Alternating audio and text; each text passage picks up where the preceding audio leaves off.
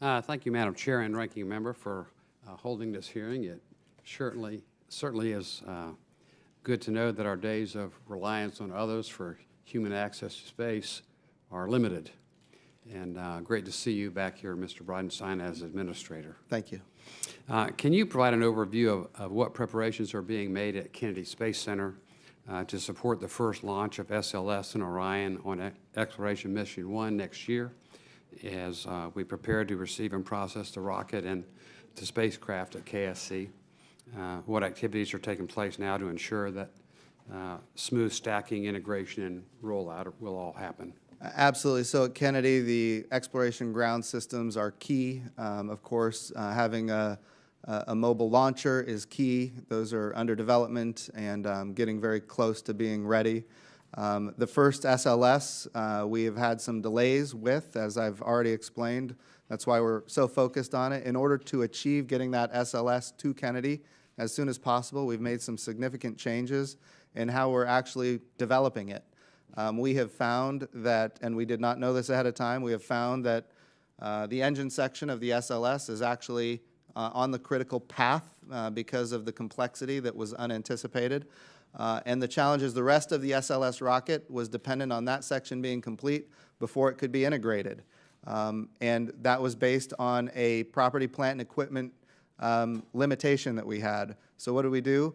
We've now purchased new equipment, I should say new tooling, so we can start integrating the oxygen tank with the hydrogen tank, with the inner tank and fairings. We can actually do that in the horizontal while we're continuing to work on the engine section. So that's accelerating the path. And of course, once that is complete, we will do testing on the entire integrated vehicle through what we call a green run.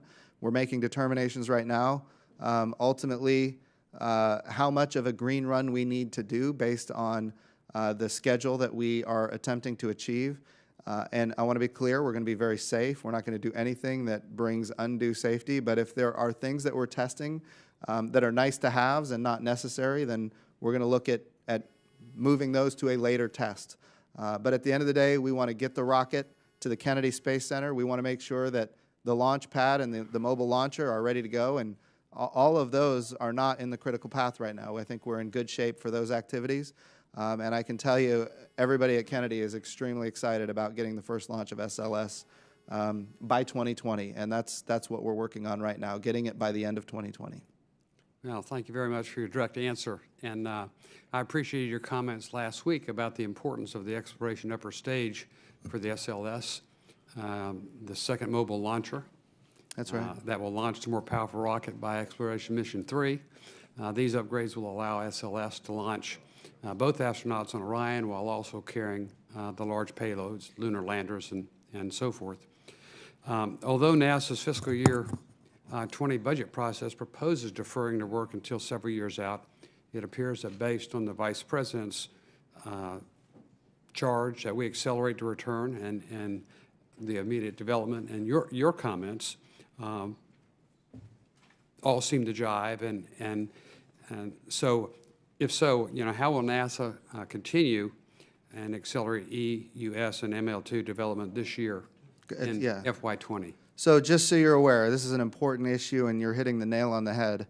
Under the law, we are required to build the second mobile launcher. And what we do at NASA is we follow the law. So we are right now, in order to build that second mobile launcher, which is required by law, we are continuing to develop the exploration upper stage in a limited way. Like I told Ranking Member Lucas, we want to focus on that core stage, but in a limited way, we need to continue development on exploration upper stage so that we can follow the law and build that second mobile launcher. My commitment, sir, is to follow the law, and we will continue doing that. But it is true that right now, if we're going to accelerate the agenda to 2024, we're going to have to make decisions as to what the level of investment is going to be and make a modification to the budget request to achieve that agenda. And we look forward in the coming weeks working with OMB and the administration, coming to you with a plan to achieve that. And that's like the chairwoman said, keep going back to my old days, like the chairwoman said, we want to get that to you as soon as possible, hopefully by April 15th. Thank you very much.